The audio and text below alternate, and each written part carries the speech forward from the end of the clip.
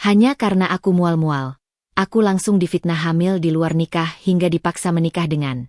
Sehari setelah menikah aku justru dibuat syok saat santri itu bilang begini. Halo Bunda, semoga Bunda semuanya dalam keadaan sehat dan bahagia ya. Sebelum masuk ke ceritanya, jangan lupa nyalakan subtitle dan absen terlebih dahulu ya. Bunda-bunda semua dari daerah mana saja? Jangan lupa like, komen, dan subscribe channel ini ya. Selamat menonton. Namaku Fitri. Usiaku 24 tahun, dan hingga pagi yang cerah itu, hidupku terasa biasa-biasa saja, membosankan, bahkan, bagi sebagian orang. Tapi aku menyukainya. Aku menyukai rutinitas. Bangun pukul 6, merebus air, menyeduh kopi instan, lalu berangkat ke kantor dengan motor butut yang sudah 5 tahun menemani perjalananku. Aku desainer grafis di CV Karya Kreatif, sebuah perusahaan kecil di pinggiran kotaku. Gajinya tidak besar, tapi cukup untuk memenuhi kebutuhan sendiri tanpa membebani orang tua. Pagi itu, seperti biasa, aku melewati jalan berbatu di dekat pasar lama. Perutku keroncongan. Biasanya aku sarapan di rumah, tapi pagi itu ibu sedang tidak sempat memasak karena harus menghadiri arisan. Jadi aku memutuskan untuk mampir ke pedagang bakso langganan di pojok jalan. Bang, semangkuk bakso biasa, ya? Kataku sambil duduk di kursi plastik yang sedikit miring. Baik, Mbak. Bakso spesial hari ini lagi seger-segernya. Jawab si abang dengan logat Jawa Timuran yang kental. Aku tersenyum. Abang ini memang selalu ramah. Setiap pagi, dia sudah berjualan sejak pukul 6:30. Gerobaknya sederhana, tapi rasa baksonya lumayan. Setidaknya untuk ukuran perut lapar yang tidak punya banyak pilihan. 2 menit kemudian, semangkuk bakso panas sudah di hadapanku. Kuahnya berwarna kecoklatan, pentolnya kenyal, dan taburan bawang goreng membuat aromanya menggoda. Aku makan dengan lahap, tanpa berpikir panjang. Itu adalah bakso pertama dan terakhir yang akan kusesali seumur hidupku. Sesampainya di kantor, aku langsung disambut oleh Sari. Sari adalah rekan kerjaku. Satu divisi tapi beda bagian. Dia suka mengurus administrasi dan suka bergosip. Aku tidak terlalu dekat dengannya, tapi dia selalu berusaha akrab denganku. Entah karena tulus atau karena ada maksud tertentu, aku tidak pernah terlalu memikirkannya. Fitri, kamu kenapa? Mukamu pucat sekali. Sapanya begitu aku duduk di kursi. Aku enggak enak badan, Sar. Mungkin habis makan bakso tadi pagi, jawabku sambil menghela napas. Bakso? Di mana? Dekat pasar lama. Langganan. Sari mengangguk-angguk. Aku tidak tahu bahwa perhatian kecilnya itu bukan karena kepedulian, tapi karena dia sedang merekam setiap detail untuk disebarkan nanti. Pukul 10 pagi, rasa mual itu datang. Awalnya hanya seperti gelombang kecil di perut. Tapi 5 menit kemudian, gelombang itu berubah menjadi tsunami. Aku berlari ke kamar mandi, nyaris menabrak meja bos di tengah jalan. Untung kamar mandi kosong. Aku muntah. Keras. Sampai air mataku keluar. Kepalaku pusing. Perutku terasa seperti ditarik-tarik dari dalam. Aku duduk di lantai keramik yang dingin selama beberapa menit, mencoba mengatur napas. Fitri? Kamu di dalam? Suara Sari dari balik pintu. Iya, bentar lagi keluar. Kamu muntah, ya? Kedengeran dari luar. Aku tidak menjawab. Aku hanya membasuh muka dan keluar dengan wajah masih pucat pasi. Sari menatapku dengan tatapan aneh. Ada sesuatu di matanya yang tidak bisa kutebak saat itu. Sesuatu yang mirip dengan kegembiraan? Tapi aku terlalu lelah untuk memikirkannya. Kamu mual-mual terus, Fit. Udah berapa kali ini? Baru kali ini, jawabku. Tadi pagi juga nggak mual. Abis makan bakso doang. Bakso lagi, ulang Sari sambil tersenyum tipis. Kamu yakin cuma bakso? Apa maksudmu? Enggak apa-apa. Lupakan. Dia pergi. Aku kembali ke mejaku. Tapi rasa mual itu belum selesai. 1 jam kemudian, aku berlari lagi ke kamar mandi. Kali ini, beberapa orang melihatku. Ada Bu Dewi dari bagian keuangan, ada Pak Rudi dari IT, dan ada juga Mas Bowo, office boy yang selalu diam. Mbak Fitri sakit perut? Tanya Mas Bowo polos. Iya, Mas. Mungkin makanannya enggak cocok. Oh alah. Jangan lupa minum obat, Mbak. Dia baik. Tapi kebaikannya tidak cukup untuk menghentikan apa yang akan terjadi selanjutnya. Saat jam istirahat tiba, aku memilih untuk tidur di meja. Aku tidak punya energi untuk makan siang. Perutku masih mual, meskipun isinya sudah kosong. Aku hanya minum air putih dan mencoba menenangkan diri. Sari datang membawakanku segelas jahe hangat. Ini, minum. Biar enakan. Makasih, Sar. Kamu baik banget. Aku kan temanmu, katanya. Lalu dia duduk di sampingku. Fit, aku mau tanya serius. Kamu jangan marah ya. Tanya aja. Kamu sedang hamil. Aku sontak menegakkan badan. Mataku membelalak. Apa? Hamil? Sari, kamu gila? Aku enggak hamil. Iya, maaf, katanya cepat. Cuma kamu mual-mual terus. Biasanya kan begitu tanda-tandanya. Itu karena bakso, Sari. Bakso. Bukan karena hamil. Aku bahkan enggak punya pacar. Sari tertawa kecil. Iya, aku tahu. Aku cuma bercanda. Tapi matanya tidak tertawa. Matanya justru dingin. Sangat dingin. Dan aku terlalu bodoh untuk menyadarinya saat itu. Sore harinya, aku mulai mendengar bisik-bisik di kantor. Dua staf administrasi berbicara di dekat mesin fotokopi. Aku tidak sengaja mendengar namaku disebut. Fitri, katanya hamil. Astaga, serius? Siapa bapaknya? Enggak tahu. Dia kan anaknya pendiam. Tapi dia belum nikah, kan? Aduh, kasihan. Aku berdiri di balik tiang, jantungku berdetak kencang. Hamil? Aku? Dari mana mereka mendapat ide sebodoh itu? Aku menghampiri mereka. Maaf, aku dengar kalian menyebut namaku. Ada apa? Mereka berdua terdiam. Saling pandang. Lalu salah satunya, Mbak Tuti, berkata dengan suara pelan. Maaf, Fit. Cuma. Sari bilang kamu hamil. Katanya kamu mual-mual dan sering muntah. Darahku mendidih. Sari. Iya. Dia cerita tadi siang pas makan bareng. Aku tidak menunggu lebih lama. Aku langsung mencari Sari. Dia sedang duduk di ruang arsip, sendirian. Mataku menatapnya tajam. Sari. Dia menoleh. Senyumnya langsung mengembang. Fitri? Ada apa? Kamu kelihatan marah. Kamu bilang aku hamil ke seluruh kantor. Senyumnya sedikit pudar, tapi dia cepat memulihkannya. Aku nggak bilang gitu, Fit. Aku cuma bilang kamu mual-mual, dan aku khawatir. Terus orang-orang yang nebak sendiri. Jadi bukan salahmu. Enggak. Aku cuma peduli sama kamu. Aku menatapnya lama. Ada yang tidak beres. Tapi aku tidak punya bukti. Aku tidak bisa menuduh tanpa bukti. Aku tidak hamil. Sari. Hentikan gosip ini. Iya, aku akan bilang ke mereka. Dia tidak pernah melakukannya. Sepulang kerja, pikiranku kacau. Aku masih mual. Perutku masih terasa sakit. Tapi yang lebih sakit adalah dadaku. Aku tidak menyangka Sari, yang setiap hari menyapaku dengan ramah, bisa melakukan hal seperti ini. Atau mungkin dia benar-benar tidak sengaja? Mungkin dia hanya terlalu banyak bicara? Aku memilih untuk percaya itu. Kesalahan besar. Saat aku sampai di rumah, ibu sedang duduk di teras. Wajahnya kusam. Ada sesuatu yang berbeda. Matanya sembab, seperti habis menangis. Ibu? Ada apa? Fitri, panggil ibu pelan. Kamu masuk dulu. Ayah mau bicara. Perasaanku tidak enak. Sangat tidak enak. Aku masuk ke ruang tamu. Ayah sudah duduk di sana. Di sampingnya ada dua orang yang tidak kukenal. Seorang laki-laki tua dengan sorban dan seorang laki-laki parubaya berkumis tebal. Mereka bertetangga desa, pikirku. Duduk, kata ayah. Suaranya dingin. Aku belum pernah mendengar suara sedingin itu dari mulut ayahku sendiri. Aku duduk. Tanganku mulai gemetar.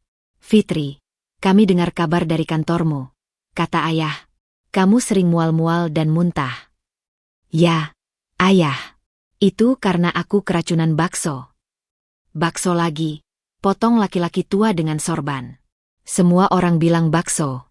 Tapi kenyataannya tidak selalu begitu, Nak. Aku menatapnya bingung. Maksud Bapak?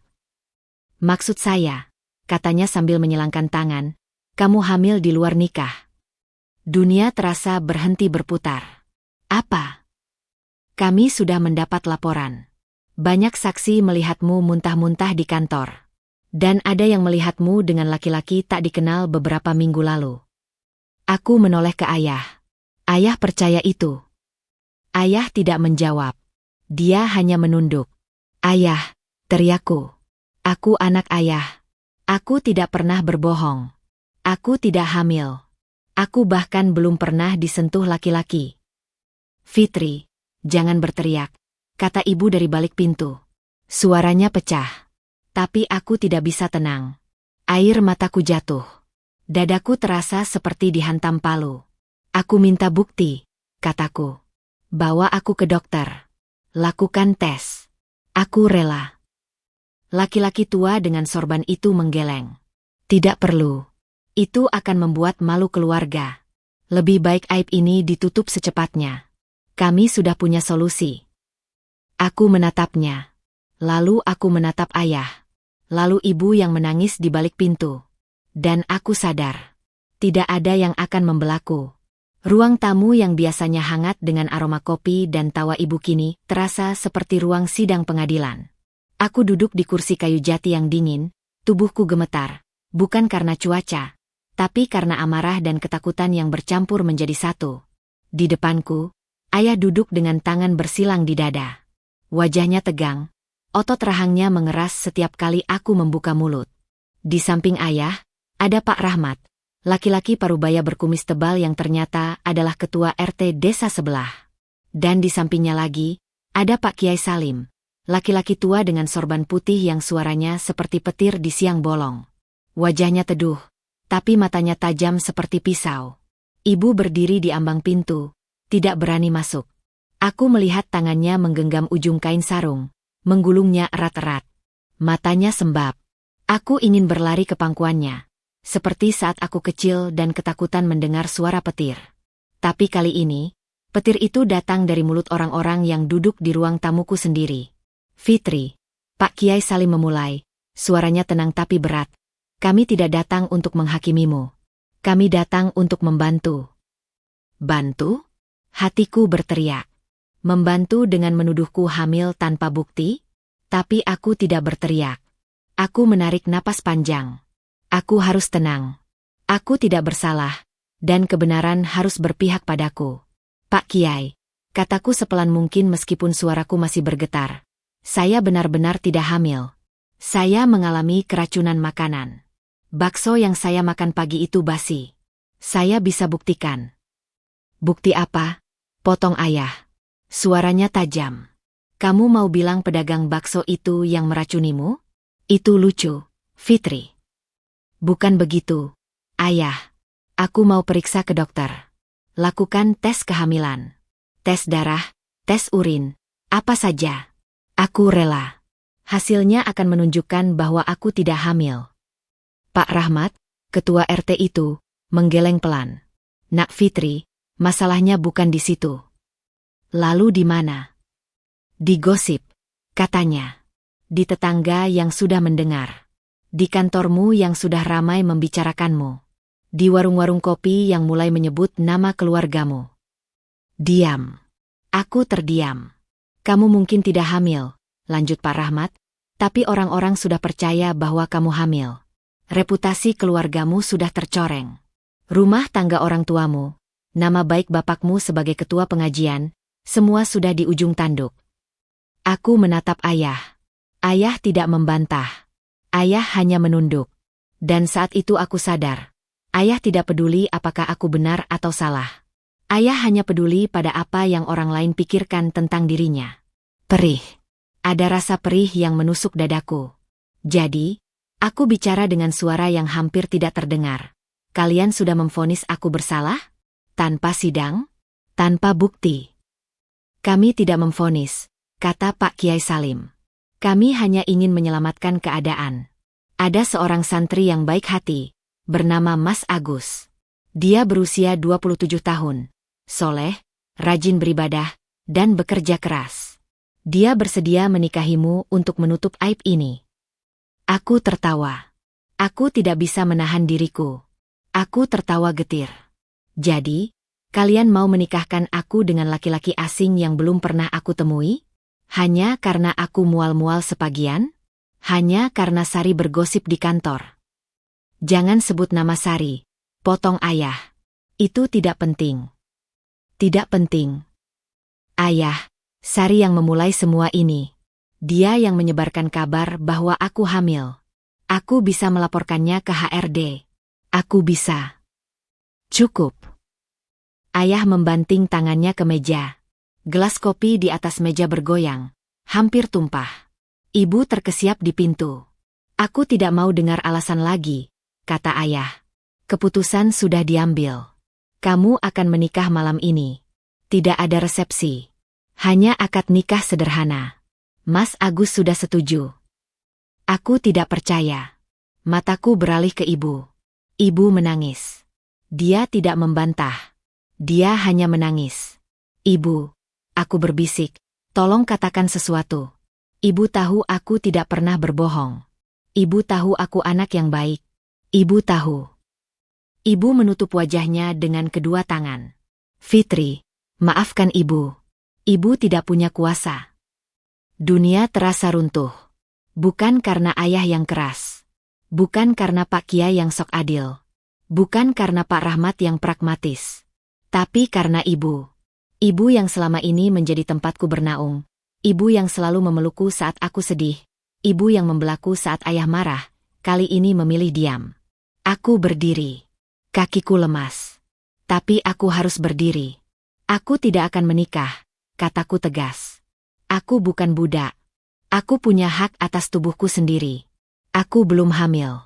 Dan jika kalian memaksaku, aku akan lari. Aku akan pergi ke polisi. Aku akan melaporkan semua yang terjadi di sini sebagai pemaksaan perkawinan. Pak Kiai Salim tersenyum. Bukan senyum hangat, tapi senyum yang membuat bulu kuduku merinding. Nak Fitri, katanya pelan, kamu pikir polisi akan percaya pada gadis yang dituduh hamil di luar nikah? Kamu pikir mereka akan membelamu melawan dua keluarga? Melawan tetua desa? Melawan kiai? Aku terdiam. Kamu hanya akan membuat malu dirimu sendiri, lanjutnya. Kamu akan dianggap wanita jalang yang tidak mau bertanggung jawab. Dan keluargamu akan hancur selamanya. Apakah kamu mau itu? Aku tidak menjawab. Air mataku jatuh deras. Aku tidak hamil, bisikku. Hanya itu yang bisa kukatakan. Hanya itu yang tersisa. Pak Rahmat berdiri. Nak Fitri, kami tidak kejam. Setelah menikah, kamu dan Mas Agus bisa hidup bersama. Dia orang baik. Dia tidak akan menyakitimu. Dan suatu saat nanti, ketika semua sudah tenang, mungkin kamu bisa menceritakan kebenaran. Tapi untuk sekarang, demi keluargamu, terimalah. Terimalah. Dua kata yang begitu sederhana. Dua kata yang mematikan. Aku menatap ayah. Ayah benar-benar rela menikahkan aku dengan laki-laki asing? Tanpa restuku? Tanpa mengenalnya. Ayah menghela napas panjang. Dan untuk pertama kalinya, aku melihat matanya berkaca-kaca. Fitri, katanya lirih, ayah tidak punya pilihan. Kenapa? Desaku. Kenapa ayah tidak punya pilihan? Ayah diam.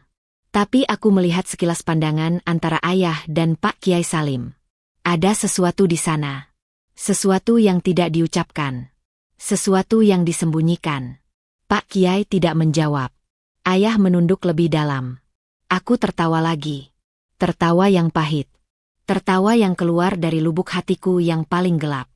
Aku mundur. Dadaku sesak. Aku tidak bisa bernapas. Aku berlari ke kamarku dan membanting pintu. Aku duduk di sudut ruangan. Lututku dekap ke dada. Dan aku menangis. Aku menangis untuk diriku yang tidak bersalah. Aku menangis untuk ibuku yang lemah. Aku menangis untuk ayahku yang pengecut. Dan aku menangis untuk Mas Agus, laki-laki asing itu, yang mungkin juga tidak menginginkan ini.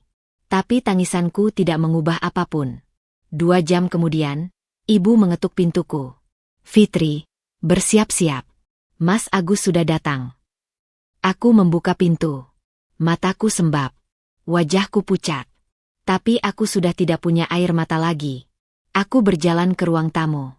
Dan di sana, di kursi yang sama yang tadi diduduki Pak Kiai, sekarang duduk seorang laki-laki muda. Kemeja putih. Peci hitam. Wajah teduh. Mata lelah. Mas Agus. Dia menatapku. Aku menatapnya. Dan untuk pertama kalinya, aku melihat sesuatu di matanya yang tidak kuduga. Rasa bersalah. Jam menunjukkan pukul 7:30 malam. Langit di luar sudah gelap, hanya diterangi lampu jalan yang redup dan sesekali suara jangkrik yang terdengar sayup-sayup. Tapi di dalam rumahku, suasana justru terasa lebih gelap dari malam manapun yang pernah kualami. Aku duduk di kursi pengantin darurat, sebuah kursi kayu jati yang biasanya kupakai untuk makan, kini dilapisi kain merah plastik mengkilap yang terasa dingin di kulitku. Di samping kananku, Mas Agus duduk dengan kaku. Kemeja putihnya masih rapi, peci hitamnya masih tegak di kepalanya. Tapi aku bisa melihat ujung jari-jarinya menggenggam erat lututnya sendiri. Gugup. Dia juga gugup. Atau mungkin dia jijik. Aku tidak tahu. Aku bahkan tidak ingin tahu. Di depan kami, Pak Kiai Salim duduk bersila di atas karpet. Wajahnya yang tua itu terlihat puas, seperti seseorang yang baru saja menyelesaikan misi penting. Di sampingnya, ayah dan ibu duduk dengan ekspresi yang sangat berbeda. Ayah terlihat tegang, keringat dingin mengalir di pelipisnya meskipun malam terasa sejuk. Ibu menangis. Lagi. Selalu menangis. Seolah air matanya bisa membasuh semua dosa dan kepengecutannya malam ini. Pak Rahmat dan beberapa tetua desa lainnya duduk di deretan kursi belakang. Matanya mengawasi setiap gerakanku. Seperti aku adalah buronan yang akan kabur kapan saja. Ada juga Jono. Aku baru tahu namanya saat seseorang memperkenalkannya. Sepupu Mas Agus. Tubuhnya kekar, wajahnya keras, dan dia tersenyum sepanjang acara. Senyum yang membuat merinding. Senyum yang terasa seperti ancaman. Fitri, Pak Kiai memulai, suaranya menggema di ruang tamu yang sempit. Apakah kamu siap? Aku tidak menjawab. Aku menatap lantai keramik yang dingin. Ada retak kecil di sudut dekat kakiku. Aku belum pernah memperhatikan retak itu sebelumnya. Mungkin retak itu sudah lama ada. Mungkin retak itu muncul malam ini, bersamaan dengan hancurnya hidupku. Fitri, ayah memanggil dengan nada memperingatkan. Aku mendongak. Aku menatap ayah. Mataku perih. Bukan karena ingin menangis lagi. Aku sudah kehabisan air mata. Tapi karena aku masih tidak percaya bahwa ayahku sendiri, laki-laki yang dulu menggendongku saat aku demam dan membelikanku es krim setiap pulang kerja, kini duduk diam membiarkan anak perempuannya dijual seperti sapi kurban. Ayah, kataku pelan, ayah yakin dengan ini? Ayah tidak menjawab. Dia menunduk. Itu jawabannya. Pak Kiai Salim menghela napas. Nak Fitri, jangan memperlama. Ini sudah keputusan bersama. Mas Agus adalah laki-laki baik. Kamu beruntung. Beruntung? Aku hampir tertawa. Tapi tidak ada lagi tawa yang tersisa di tubuhku. Yang tersisa hanyalah kehampaan. Baiklah, kataku datar. Aku siap. Pak Kiai tersenyum.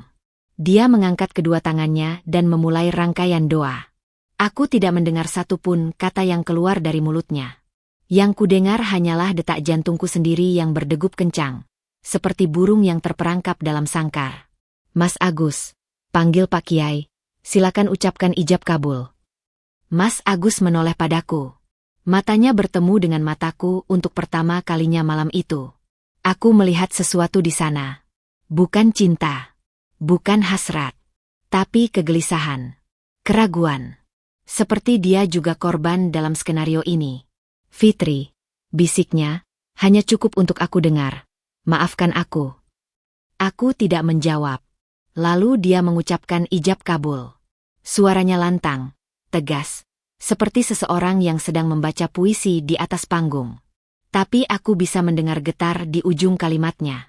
Aku bisa merasakan bahwa dia tidak menginginkan ini lebih dari aku. Saya terima nikahnya Fitri binti Ahmad dengan mas kawin berupa 3 juta rupiah dan 1 set alat salat dibayar tunai. Selesai. Pak Kiai tersenyum lebar. Pak Rahmat bertepuk tangan pelan. Jono bersiul kecil.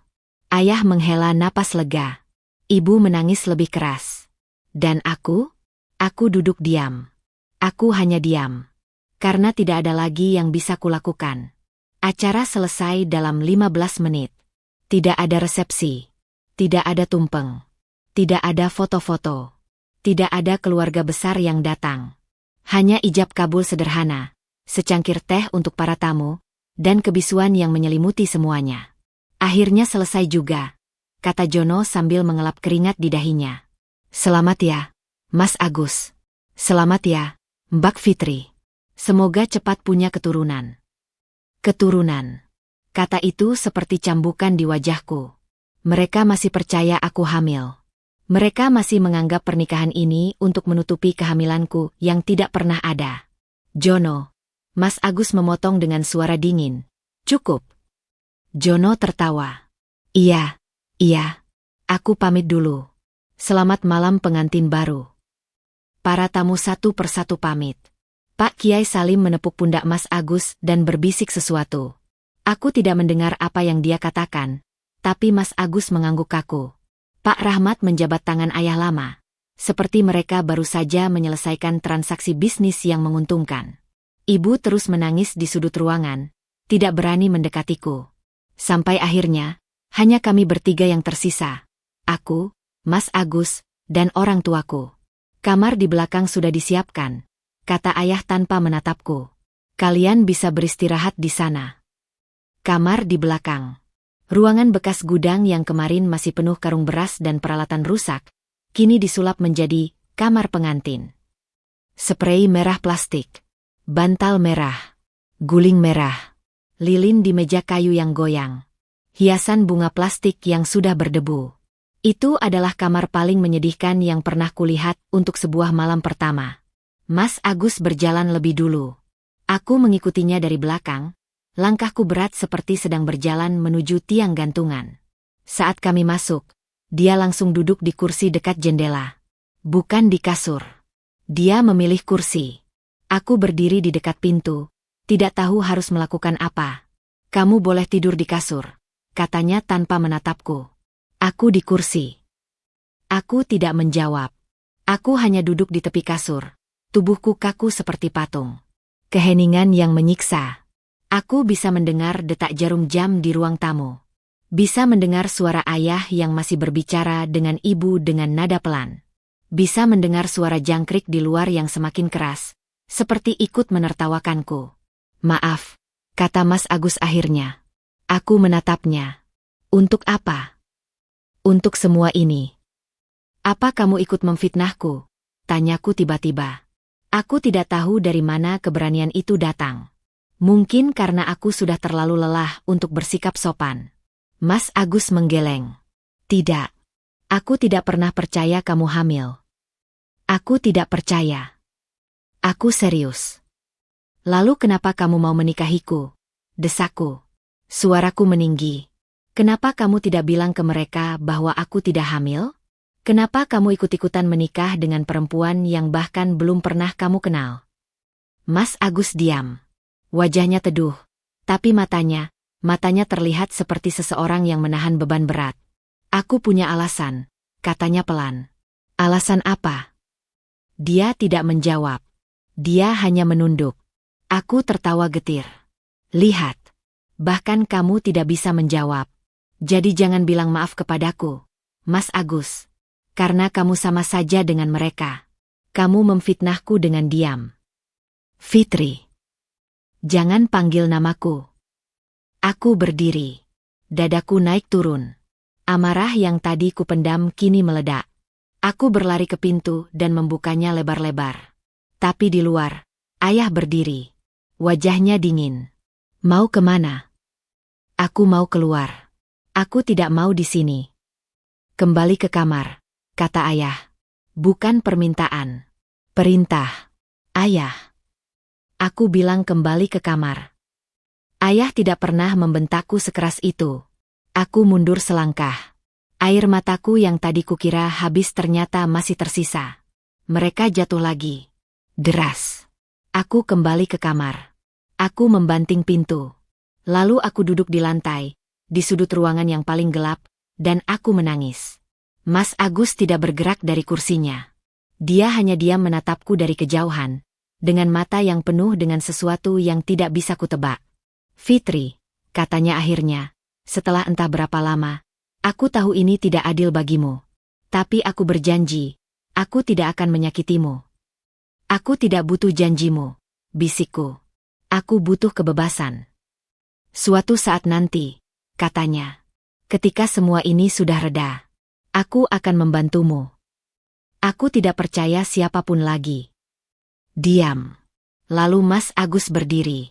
Dia mengambil selimut dari lemari dan membentangkannya di lantai, di samping kursinya. Aku tidur di sini, katanya. Kamu di kasur. Tidak ada yang akan terjadi malam ini. Aku menatapnya. Laki-laki asing yang baru beberapa jam lalu menjadi suamiku. Laki-laki yang mungkin juga korban dari skenario kotor ini. Tapi aku belum bisa memaafkannya. Aku belum bisa memaafkan siapapun. Matikan lampunya, kataku dingin. Mas Agus menurut. Lampu padam. Kamar itu gelap. Hanya secercah cahaya bulan yang masuk melalui jendela kecil di atas tempat tidur. Cukup untuk membuat siluet benda-benda di sekitarku terlihat samar. Sprei merah di bawahku terasa kasar, seperti sengaja dipilih untuk mengingatkanku bahwa ini semua palsu. Pernikahan palsu, kebahagiaan palsu, bahkan malam pertama yang seharusnya sakral ini terasa seperti lakon teater yang dipaksakan. Aku berbaring di sisi kiri kasur, sekaku mungkin, berusaha menekan sekecil apapun suara yang keluar dari tubuhku. Di lantai, sekitar 2 meter dari tempat tidur, Mas Agus berbaring di atas selimut tipis yang dibentangkannya.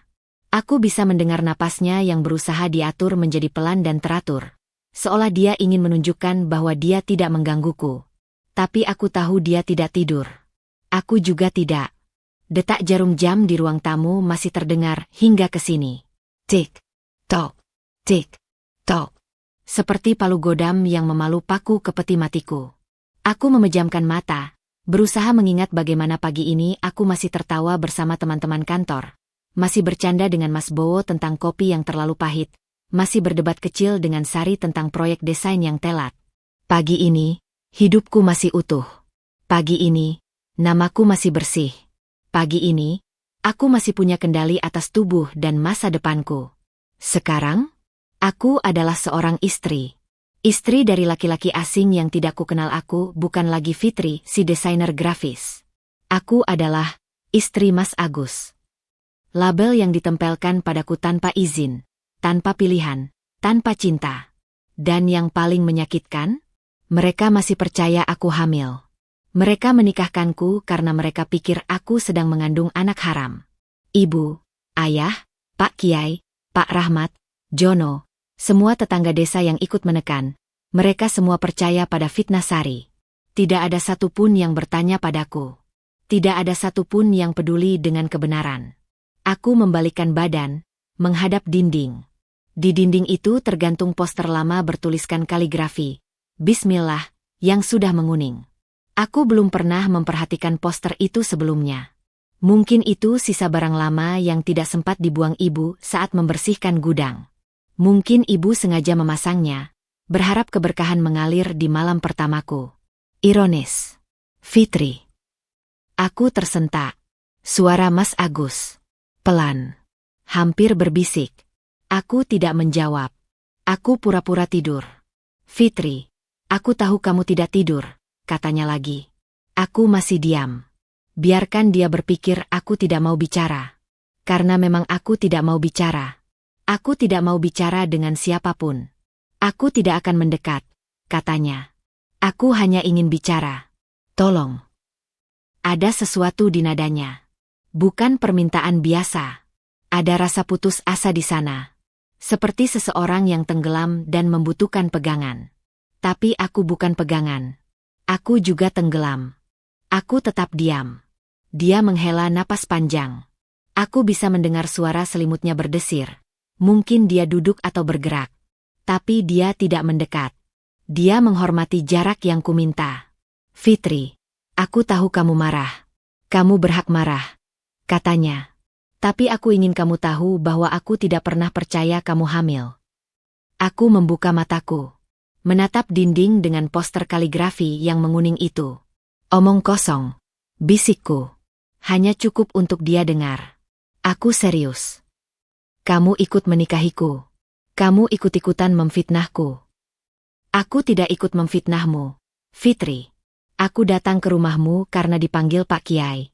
Aku tidak tahu bahwa kamu adalah gadis yang akan dinikahkan denganku sampai aku sampai di sini. Aku membalikkan badan. Sekarang aku menghadap ke arahnya. Meskipun dalam gelap aku hanya bisa melihat samar tubuhnya yang duduk di lantai, bersandar di dinding dekat jendela. Jadi kamu korban juga? Tanyaku sinis. Dia diam sejenak. Mungkin. Tapi tidak sebesar kamu. Setidaknya kita sepakat soal itu. Diam lagi. Jangkrik di luar semakin keras. Seperti paduan suara yang ikut menyaksikan tragedi ini. Fitri, aku ingin bertanya sesuatu, katanya akhirnya. Apa? Kamu benar-benar tidak hamil, kan? Aku hampir tertawa. Aku sudah bilang 1000 kali. Aku keracunan bakso. Bukan hamil. Aku percaya. Kamu bilang percaya. Tapi tetap saja kamu ragu. Buktinya kamu tanya lagi. Aku tidak ragu, katanya cepat. Aku hanya ingin mendengar langsung dari mulutmu. Tanpa tekanan. Tanpa orang tua atau kiai di sekitar. Aku tidak menjawab. Aku hanya menatap gelap, mencoba membaca ekspresinya yang tidak terlihat. Air mataku jatuh lagi. Aku tidak bisa menghentikannya. Aku menangis dalam diam, berusaha agar Mas Agus tidak mendengarnya. Tapi mungkin dia mendengar. Karena dia tidak bicara lagi. Dia hanya diam, memberikan ruang untuk air mataku. Entah berapa lama aku menangis.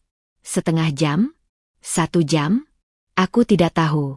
Yang ku tahu, saat air mataku mulai kering, kepalaku pusing dan mataku perih seperti terbakar. Mas Agus, panggilku pelan. Iya. Aku ingin bertanya sesuatu. Tanya saja. Kenapa kamu bilang maaf padaku saat ijab kabul tadi? Sebelum kamu mengucapkan ijab, kamu berbisik, maafkan aku. Kenapa? Diam. Mas Agus. Karena. Dia berhenti. Aku bisa mendengarnya menarik napas panjang. Karena aku tahu ini salah. Aku tahu kamu tidak bersalah. Tapi aku tetap melakukannya. Aku tetap menikahimu. Dan itu membuatku menjadi bagian dari ketidakadilan yang menimpamu. Aku terdiam. Itu bukan jawaban yang kuharapkan. Tapi entah kenapa, jawaban itu membuat dadaku sedikit lega. Setidaknya dia jujur. Setidaknya dia tidak berpura-pura menjadi pahlawan yang menyelamatkanku. Mas Agus, kataku lagi. Iya. Aku lelah. Aku ingin tidur. Baik. Selamat tidur, Fitri. Aku membalikkan badan lagi, menghadap dinding dengan poster kaligrafi itu. Aku memejamkan mata. Dan untuk pertama kalinya malam itu, aku tidak merasa sendirian. Ada laki-laki asing di lantai itu, yang juga korban, yang juga terjebak. Tapi itu tidak cukup. Itu tidak akan pernah cukup. Aku masih ingin pergi. Aku masih ingin membersihkan namaku. Aku masih ingin Sari dan semua orang yang memfitnahku membayar atas apa yang mereka lakukan. Tapi untuk malam ini, aku hanya ingin bertahan. Aku hanya ingin tidur dan melupakan bahwa dunia telah berkhianat padaku. Di luar, jangkrik terus bernyanyi. Bulan terus bersinar. Dan di kamar pengantin darurat ini, seorang perempuan yang difitnah hamil dan seorang santri yang terjebak berusaha bertahan dari malam pertama mereka yang dingin, tanpa cinta, tanpa harapan, hanya dengan secercah kejujuran yang mungkin suatu saat akan menjadi api kecil di tengah gelap. Aku tidak tahu bahwa beberapa jam lagi, saat fajar menyingsing, Mas Agus akan mengatakan sesuatu yang akan membuatku syok. Sesuatu yang akan mengubah cara pandangku tentang pernikahan ini, tentang dirinya, dan tentang takdir yang mempertemukan kami. Tapi untuk sekarang, biarkan aku tidur. Untuk sekarang, biarkan aku bermimpi tentang kebebasan. Aku tidak tahu persis kapan aku tertidur. Yang kuingat hanyalah kelelahan yang luar biasa. Kelelahan karena menangis, karena marah, karena seluruh tubuhku terasa seperti diremas-remas oleh tangan raksasa.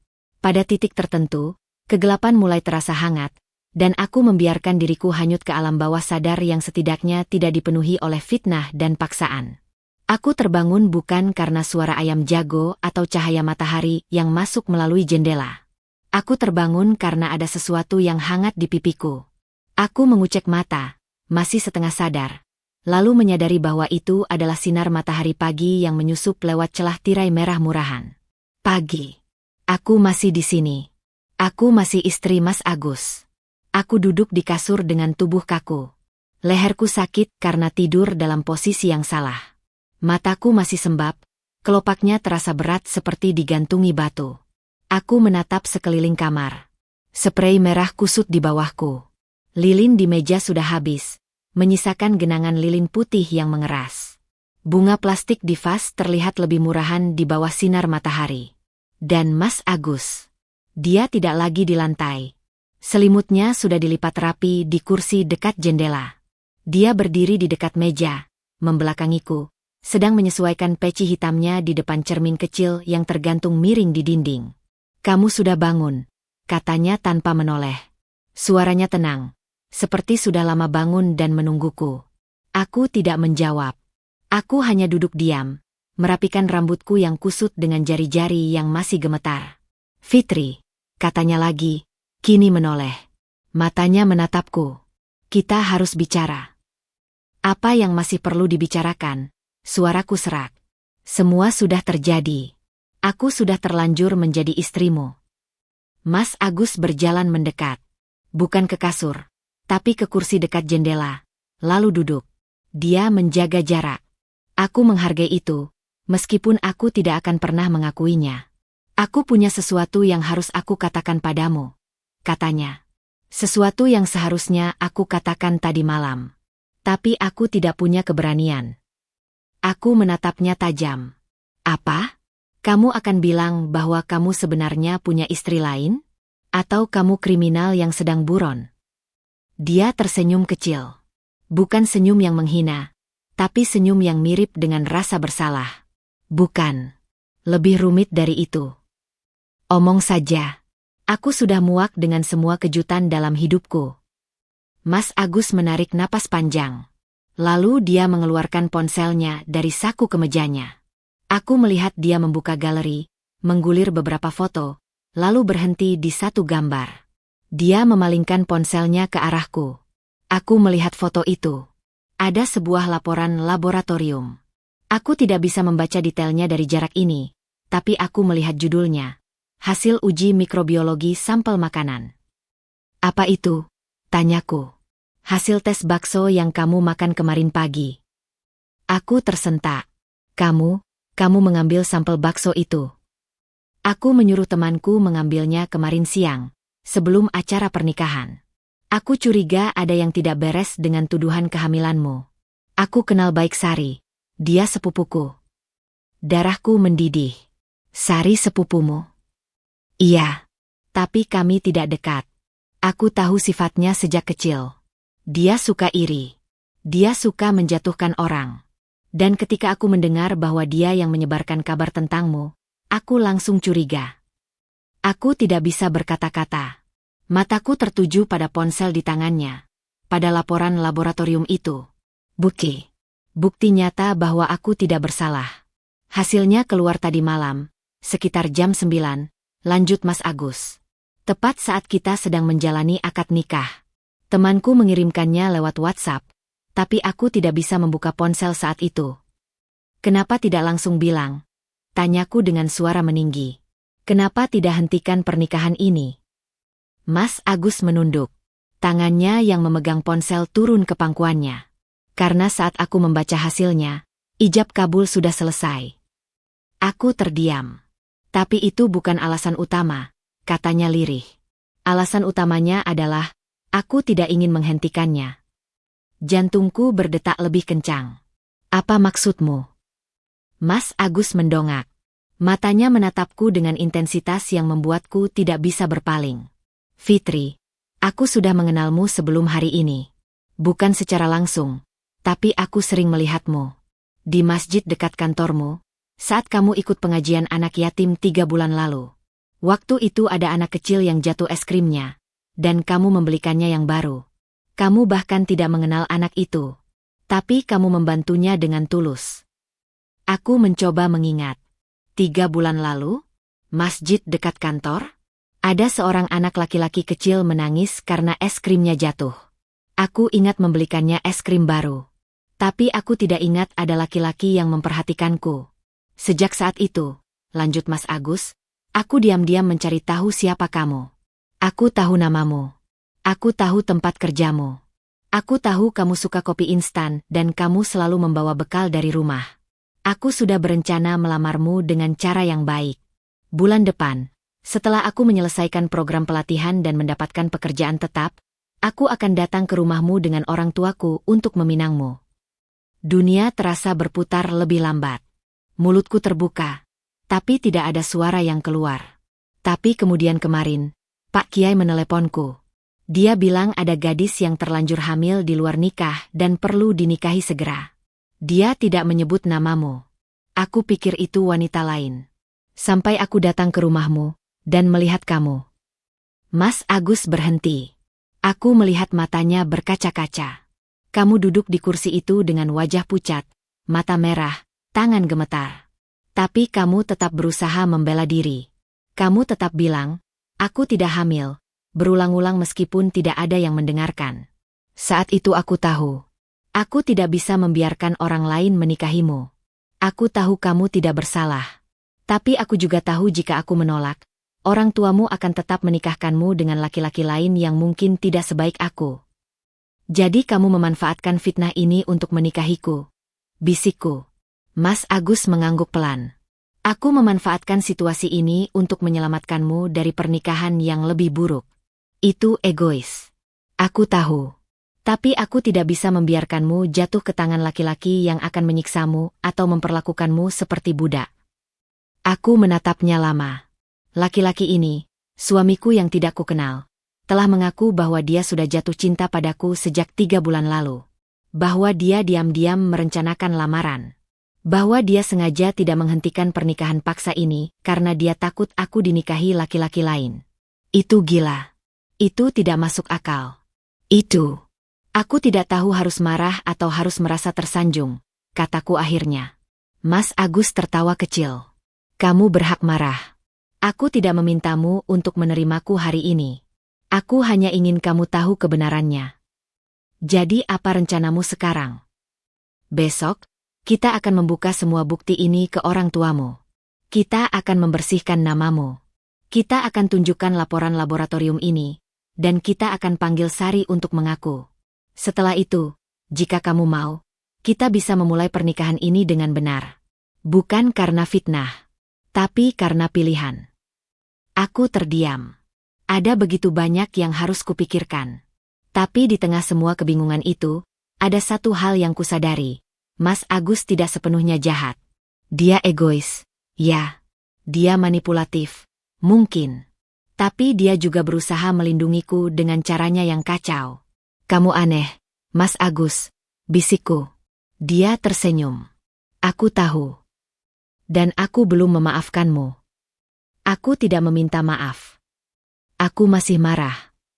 Kamu berhak. Aku menghela napas. Lalu aku berdiri dari kasur, berjalan ke jendela, dan membuka tirai lebar-lebar. Matahari pagi menyinari wajahku. Hangat. Seperti harapan yang mulai merangkak perlahan di dadaku. Mas Agus, kataku tanpa menoleh. Iya.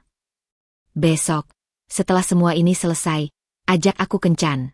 Kencan sungguhan. Seperti laki-laki normal merayu perempuan normal. Di belakangku, aku mendengar dia berdiri. Aku mendengar langkah kakinya mendekat, lalu berhenti sekitar 1 meter di belakangku. Baik, katanya. Aku akan menjemputmu dengan bunga. Bukan dengan paksa dan fitnah. Aku tersenyum. Senyuman pertama setelah badai. Tapi di dalam hati, aku tahu pertarunganku belum selesai. Sari masih di luar sana. Orang tuaku masih perlu diyakinkan. Dan pernikahan ini masih tergantung pada satu pertanyaan. Apakah aku bisa mencintai laki-laki yang mendapatkan aku dengan cara yang salah? Kebahagiaan yang kurasakan usai Mas Agus mengakui semuanya ternyata tidak bertahan lama. Seperti gelembung sabun yang melayang indah lalu pecus dalam sekejap, digantikan oleh kenyataan pahit yang kembali menghantam wajahku. Malam itu, setelah percakapan panjang kami, aku memutuskan untuk tidur lebih awal. Mas Agus tetap setia di kursi dekat jendela, meskipun aku sudah tidak memintanya. Aku mulai merasa sedikit lebih nyaman dengan kehadirannya, meskipun luka karena dipaksa menikah masih menganga lebar di dadaku. Tapi sekitar pukul 2 dini hari, ponselku bergetar. Awalnya aku mengabaikannya. Pikirku itu hanya notifikasi biasa atau mungkin spam. Tapi getaran itu terus berulang. Kemudian disusul dengan bunyi notifikasi WhatsApp yang bertubi-tubi. Aku menggapai ponsel di meja samping kasur dengan mata masih setengah terpejam. Layar ponsel menyala terang, hampir menyilaukan. Kuarahkan sedikit menjauh dari wajahku, lalu membaca pesan-pesan yang masuk. Itu dari kantor. Dari HRD. Dari bosku, Pak Budi. Fitri, ada yang perlu kita bicarakan segera. Bisa datang ke kantor jam 8 besok pagi. Ini penting terkait status kepegawaianmu. Lalu ada pesan dari Sari. Sari yang sepupu Mas Agus. Sari yang memfitnahku. Sari yang menghancurkan hidupku. Fit, maaf ya. Aku cuma jujur sama Pak Bos. Kamu kan emang hamil. Masa mau dipungkiri? Perusahaan nggak bisa pekerjakan wanita hamil di luar nikah. Reputasi perusahaan dipertaruhkan. Darahku mendidih. Aku membaca pesan itu berulang-ulang, mencoba memproses apa yang baru saja terjadi. Jantungku berdebar kencang, dadaku sesak, dan kepalaku terasa seperti akan meledak. Sari melaporkanku ke HRD. Dia mengatakan bahwa aku hamil di luar nikah. Dia menggunakan fitnah yang sama untuk menghancurkan karierku. Mas Agus, panggilku dengan suara pecah. Mas Agus yang sedang tertidur di kursi langsung tersentak bangun. Ada apa, Fitri? Baca ini. Aku melemparkan ponsel ke arahnya. Dia menangkapnya dengan cekatan meskipun masih setengah sadar. Matanya membaca layar ponsel. Aku melihat rahangnya mengeras. Alisnya bertaut. Tangannya yang memegang ponsel mulai gemetar. Bukan karena takut, tapi karena marah. Sari, gumamnya. Suaranya dingin. Sepupuku sendiri. Aku akan dipecat, Mas, kataku. Suaraku bergetar. Mereka pikir aku hamil di luar nikah. Mereka akan memecatku karena alasan reputasi perusahaan. Padahal aku tidak hamil. Aku tidak bersalah. Mas Agus meletakkan ponsel di meja. Dia berdiri dan berjalan mendekat. Untuk pertama kalinya, dia duduk di tepi kasur, sekitar setengah meter dariku. Dia menjaga jarak, tapi kehadirannya di kasur yang sama terasa aneh. Terasa intim. Terasa terlalu dekat untuk dua orang asing yang baru beberapa jam dinikahkan. Fitri, aku akan urus ini, katanya tegas. Besok pagi aku akan pergi ke kantormu. Aku akan tunjukkan bukti laboratorium itu ke HRD. Aku akan bilang bahwa kamu tidak hamil. Aku akan bilang bahwa pernikahan kita adalah hasil fitnah. Tapi itu tidak akan mengubah apapun, kataku. Mereka sudah punya opini. Sari sudah menyebarkan gosip. Bahkan jika aku dibersihkan, reputasiku sudah hancur. Aku akan selalu dikenal sebagai gadis yang pernah dituduh hamil di luar nikah. Mas Agus diam. Dia menatapku dengan mata yang penuh dengan sesuatu yang tidak bisa kutebak. Mungkin rasa bersalah. Mungkin rasa kasihan. Mungkin juga cinta, seperti yang dia klaim kemarin. Aku akan bicara dengan Sari, katanya akhirnya. Aku akan memintanya mengaku di depan semua orang. Aku akan memastikan dia membayar atas apa yang dia lakukan. Dan setelah itu, tanyaku. Setelah Sari mengaku, setelah namaku bersih, setelah semua orang tahu aku tidak hamil, apa yang tersisa untukku? Pekerjaanku sudah hancur. Reputasiku sudah tercoreng. Dan aku sudah menjadi istrimu. Kata-kata terakhir itu keluar lebih pahit dari yang kuinginkan. Aku tidak bermaksud menyalahkan Mas Agus, setidaknya tidak sepenuhnya. Tapi kemarahan dan kekecewaanku harus keluar entah kemana. Fitri, dengarkan aku, kata Mas Agus. Dia meraih tanganku. Aku tidak menariknya. Terlalu lelah untuk menarik. Kamu tidak sendirian. Aku di sini. Aku akan membantumu membangun kembali semuanya. Pekerjaanmu? Kamu bisa cari yang baru.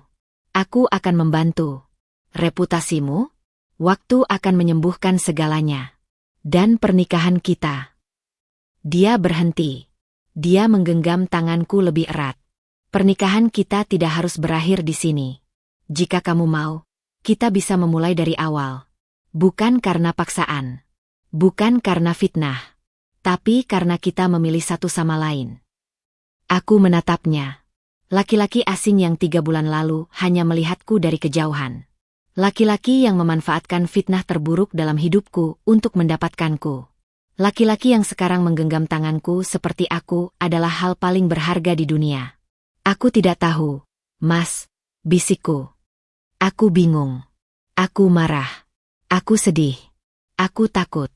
Semua perasaan ini bercampur jadi satu dan aku tidak tahu mana yang harus aku dengar. Tidak apa-apa, katanya. Kamu tidak harus memutuskan semuanya malam ini. Kita selesaikan masalah ini dulu. Kita bersihkan namamu. Setelah itu, kita pikirkan sisanya. Aku mengangguk pelan. Aku tidak punya energi untuk berdebat. Aku hanya ingin tidur dan melupakan bahwa Sari mengirimiku pesan yang menghancurkan separuh harapan yang baru saja mulai tumbuh.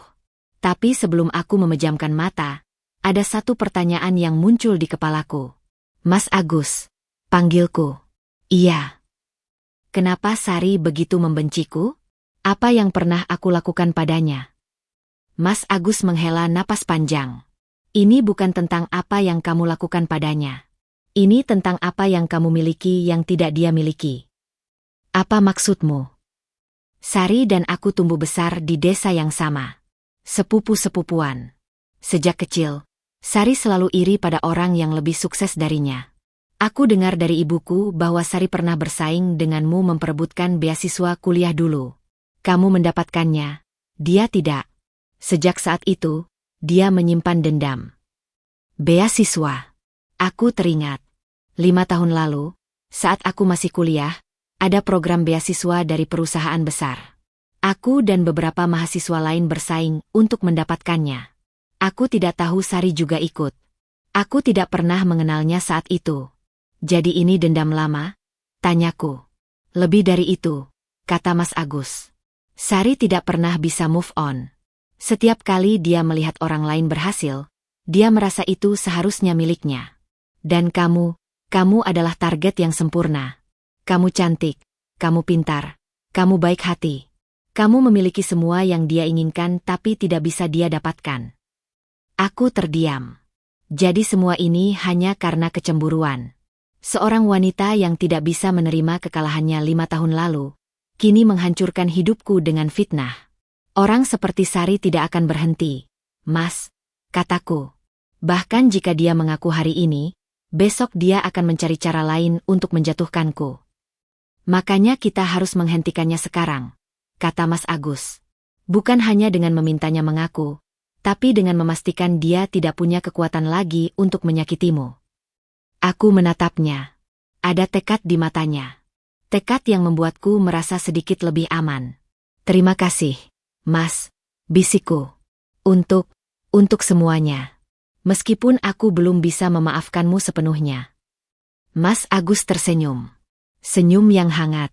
Senyum yang membuat jantungku berdetak sedikit lebih cepat. Meskipun aku tidak ingin mengakuinya. Kita selesaikan masalah ini dulu, Fitri. Urusan maaf-memaafkan bisa menyusul. Aku mengangguk. Lalu aku berbaring lagi di kasur, memejamkan mata, dan berusaha tidur. Tapi di dalam kepalaku, satu kalimat terus berputar. Besok, aku akan berhadapan dengan Sari. Dan besok, semua akan berubah, entah menjadi lebih baik, atau lebih buruk. Aku berdoa semoga Tuhan berpihak padaku. Pagi itu, aku bangun sebelum matahari terbit. Bukan karena semangat, tapi karena kegelisahan yang tidak bisa lagi kutahan. Pikiran tentang Sari, tentang pesan HRD, tentang bukti laboratorium yang menjadi satu-satunya senjataku. Semua berputar di kepalaku seperti angin puting beliung yang tidak mau reda. Mas Agus sudah bangun lebih dulu. Aku melihatnya berdiri di dekat meja, memegang amplop coklat tebal di tangannya. Wajahnya serius, bibirnya mengerucut, dan matanya menyorotkan sesuatu yang membuatku bertanya-tanya. Itu bukti laboratoriumnya? Tanyaku sambil duduk di kasur. Iya, jawabnya. Aku akan membawanya ke kantormu. Kita tunjukkan ke HRD. Kita buktikan bahwa kamu tidak hamil. Aku mengangguk. Ada sedikit harapan yang mulai tumbuh di dadaku. Mungkin hari ini, semuanya akan selesai.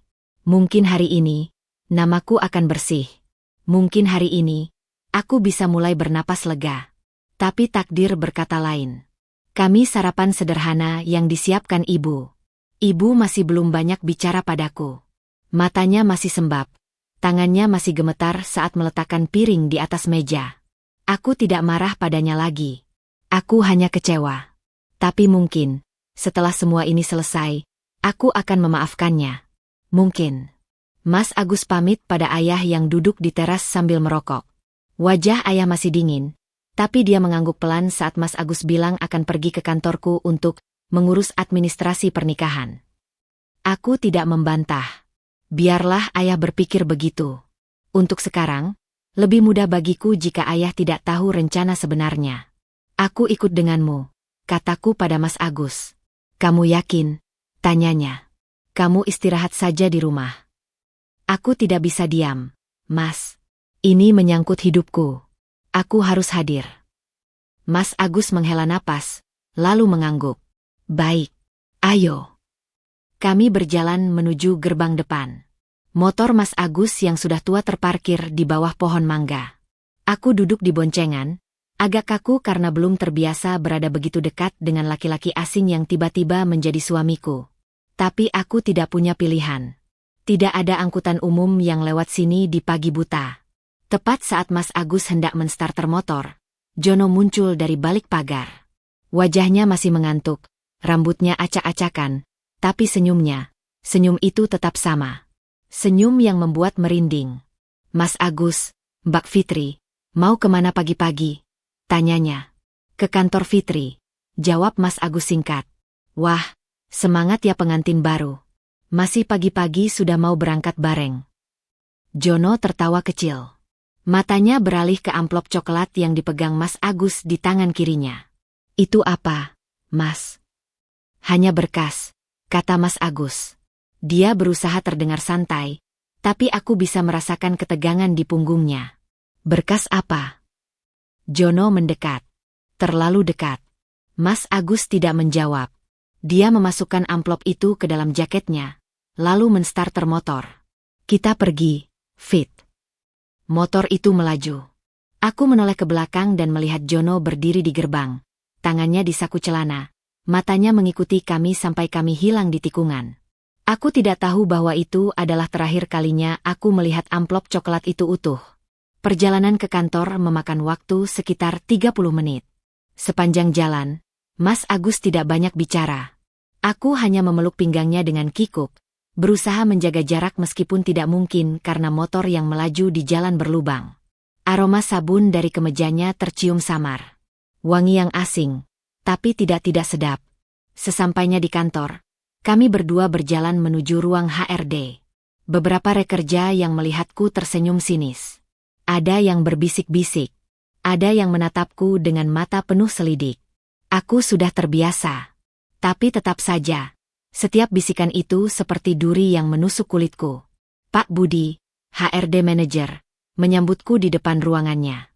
Wajahnya serius, tangannya bersilang di dada. Fitri, masuk. Kamu juga, silakan, katanya pada Mas Agus. Kami masuk. Kami duduk. Dan kemudian Pak Budi membuka file di mejanya. Fitri, kami menerima laporan bahwa kamu hamil di luar nikah. Ini sangat serius karena menyangkut moral dan reputasi perusahaan. Apa komentarmu? Pak, saya tidak hamil, kataku tegas. Saya keracunan makanan. Saya punya bukti. Aku menoleh ke Mas Agus. Mas, amplopnya. Mas Agus mengangguk. Tangannya merogoh jaketnya. Lalu, diam. Tangannya berhenti. Wajahnya berubah pucat. Mas Agus, panggilku. Jantungku mulai berdebar tidak karuan. Mas Agus merogoh lebih dalam. Lalu dia mengeluarkan tangan kosong. Wajahnya pucat pasi seperti mayat. Amplopnya hilang. Apa? Aku berdiri. Kursiku jatuh ke belakang dengan suara keras. Maksudmu hilang? Bagaimana bisa hilang? Aku tadi memakainya di jaket. Pasti terjatuh di jalan. Atau diambil seseorang. Pikiran itu melintas di kepalaku bersamaan dengan bayangan Jono yang tersenyum sinis di gerbang. Jono yang mendekat. Jono yang bertanya tentang amplop itu. Jono yang sepupu Mas Agus yang ikut menekanku untuk menikah. Jono, bisikku. Mas Agus menatapku. Matanya melebar. Dia juga berpikiran sama. Kita harus kembali, katanya cepat. Mungkin amplop itu masih ada di rumah. Tapi aku tahu amplop itu tidak akan pernah ditemukan. Jono telah mengambilnya. Jono telah membuangnya. Jono telah menghancurkan satu-satunya bukti yang bisa membersihkan namaku. Pak Budi menghela napas. Fitri, jika tidak ada bukti, maka kami harus mengambil tindakan sesuai laporan yang masuk. Kami akan memproses pemutusan hubungan kerja secara tidak hormat. Pak, saya tidak hamil. Aku hampir berteriak. Air mataku mulai jatuh. Saya perawan. Saya tidak pernah disentuh laki-laki. Saya korban fitnah. Fitri, tenangkan dirimu, kata Pak Budi. Kami hanya mengikuti prosedur. Mas Agus berdiri. Wajahnya tegang. Pak Budi, saya suami Fitri. Saya bersaksi bahwa istri saya tidak hamil. Pernikahan kami bukan karena kehamilan. Kami menikah karena kami saling mencintai. Aku menatap Mas Agus terkejut. Dia berbohong. Tapi dia berbohong untuk melindungiku. Pak Budi menatap Mas Agus lama. Maaf, Mas. Tapi tanpa bukti medis atau surat keterangan dari dokter, kami tidak bisa mengubah keputusan. Laporan dari rekan kerja sudah cukup kuat. Rekan kerja. Sari. Aku keluar dari ruangan dengan tubuh gemetar. Aku tidak tahu harus marah pada siapa. Pada Sari? Pada Jono? Pada Pak Budi yang hanya mengikuti aturan? Pada ayah yang memaksaku menikah? Pada Mas Agus yang kehilangan bukti itu? Atau pada diriku sendiri karena terlalu naif percaya bahwa keadilan akan berpihak padaku? Fitri. Mas Agus memanggil dari belakang. Aku minta maaf. Ini salahku. Aku seharusnya lebih berhati-hati. Apa gunanya maaf sekarang? Kataku pahit. Pekerjaanku hilang. Namaku hancur. Buktinya lenyap. Dan aku masih menjadi istrimu yang tidak pernah aku inginkan. Aku berlari keluar dari kantor. Aku tidak tahu mau kemana. Yang ku tahu, aku harus pergi. Aku harus menjauh dari semua orang yang telah mengkhianatiku. Di luar, hujan mulai turun. Aku tidak peduli. Aku berlari menembus hujan, membiarkan air membasahi seluruh tubuhku, berharap hujan ini bisa menghanyutkan semua rasa sakit yang kurasakan. Tapi hujan tidak pernah cukup untuk membersihkan luka sebesar ini. Aku berlari tanpa tujuan. Hujan mengguyur tubuhku dari ujung rambut hingga ujung kaki, tapi aku tidak peduli. Air hujan bercampur dengan air mataku, menciptakan rasa asin yang tertelan bersamaan dengan isak tangis yang tidak bisa lagi kutahan. Langkah kakiku semakin lambat. Aku tidak tahu sudah sejauh mana aku berlari. Yang ku tahu, aku sekarang berdiri di tepi sungai kecil di belakang pasar lama. Tempat ini sepi. Hanya ada pohon rindang yang basah dan bangku kayu yang lapuk. Aku duduk di bangku itu, menggigil kedinginan, tapi tidak punya energi untuk bergerak mencari tempat berteduh. Ponselku bergetar di saku celana. Aku mengabaikannya. Bergetar lagi. Lagi. Akhirnya, dengan tangan gemetar karena dingin dan lelah, Aku mengeluarkan ponselku. Layarnya basah, tapi masih bisa kubaca. Ada 12 panggilan tidak terjawab dari Mas Agus. Dan puluhan pesan WhatsApp. Aku membuka pesan terbarunya. Fitri, kamu di mana? Aku sudah cari kemana-mana. Tolong balas. Aku akan pergi ke rumah Jono. Aku akan mengambil bukti itu kembali.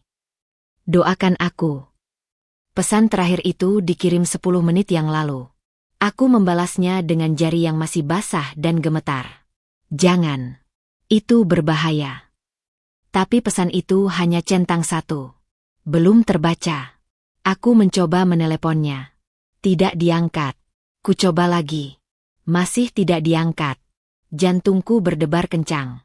Bukan lagi karena amarah atau kesedihan, tapi karena ketakutan. Ketakutan yang aneh. Ketakutan kehilangan seseorang yang baru beberapa jam lalu masih asing bagiku. Aku berdiri. Kakiku terasa lemas, tapi aku memaksanya berjalan. Aku harus menemukan Mas Agus. Aku harus menghentikannya. Tapi kemana aku harus mencarinya? Aku teringat obrolan kecil tadi malam, saat Mas Agus bercerita tentang Jono. Jono tinggal di belakang rumah Mas Agus, di sebuah rumah kayu sederhana dekat sawah. Aku belum pernah ke sana, tapi aku tahu arahnya. Aku berlari lagi. Hujan masih deras. Jalanan becek. Beberapa kali aku hampir terpeleset, tapi aku terus berlari. Aku tidak tahu kenapa aku begitu panik. Mungkin karena ini pertama kalinya dalam 2 hari terakhir ada seseorang yang benar-benar berusaha membantuku. Mungkin karena meskipun Mas Agus memanfaatkan fitnah ini untuk menikahiku, dia juga satu-satunya orang yang tidak menganggapku sebagai sampah. Atau mungkin ada sesuatu yang lebih dalam dari itu. Sesuatu yang belum berani kuakui pada diriku sendiri. Sesampainya di depan rumah kayu itu, aku melihat pintunya terbuka. Lampu di dalam menyala. Aku mendengar suara keras, seperti barang jatuh, diikuti dengan suara teriakan. Awas kamu, Agus. Jangan macam-macam di sini. Itu suara Jono. Aku berlari masuk tanpa berpikir panjang. Pemandangan di dalam membuatku membeku. Mas Agus berdiri di tengah ruangan dengan kemeja yang basah dan robek di bagian lengan.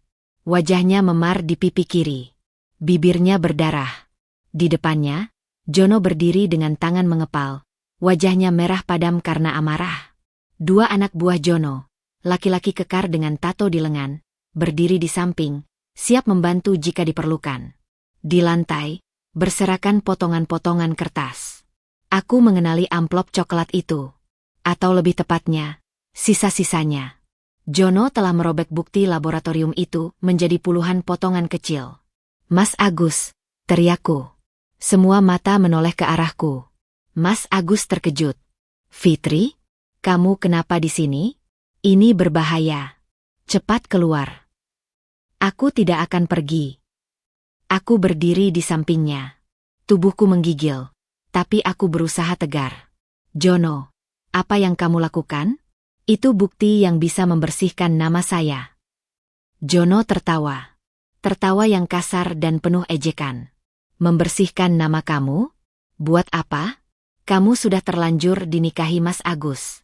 Nikmatin aja hidupmu sebagai istri santri. Buang-buang waktu mau bersih-bersih nama. Itu bukan hak kamu untuk memutuskan. Aku hampir berteriak. Kamu tidak punya hak menghancurkan bukti itu. Hak. Jono mendekat. Aku mundur selangkah, tapi Mas Agus segera berdiri di depanku, melindungiku. Di desa ini, hak ada di tangan orang kuat, Mbak. Dan aku orang kuat di sini. Jono, cukup, kata Mas Agus dengan suara dingin. Kembalikan potongan-potongan itu. Atau aku akan lapor polisi. Lapor polisi. Jono tertawa lagi. Dengan bukti apa, Mas? Buktinya sudah hancur. Mau lapor dengan apa? Cerita. Dia benar. Tanpa bukti fisik, laporan kami hanya akan menjadi kata-kata. Polisi tidak akan mengusut kasus perusakan dokumen tanpa bukti. Tapi aku tidak menyerah. Aku berlutut di lantai. Aku mulai mengumpulkan potongan-potongan kertas yang berserakan. Satu persatu. Jari-jariku yang dingin dan gemetar berusaha meraih setiap sobekan kecil. Fitri, bangun, kata Mas Agus. Kita pergi dari sini. Tidak, kataku tegas. Ini satu-satunya bukti yang kita punya. Aku akan membawanya. Mungkin masih bisa ditempel. Jono dan anak buahnya menatapku seperti aku orang gila. Tapi aku tidak peduli. Aku terus mengumpulkan potongan-potongan itu. Beberapa sudah basah karena air hujan yang masuk melalui pintu terbuka. Tapi sebagian besar masih kering. Biarkan dia, kata Jono tiba-tiba. Suaranya datar. Percuma saja. Kertas robek tidak bisa membuktikan apa-apa. Dia melenggang keluar, diikuti anak buahnya. Sebelum pergi, dia menoleh ke arah Mas Agus. Kamu beruntung malam ini tidak kubunuh. Tapi jangan coba-coba macam-macam lagi, Agus. Lain kali, aku tidak akan selembut ini. Mereka pergi. Rumah kayu itu menjadi sunyi.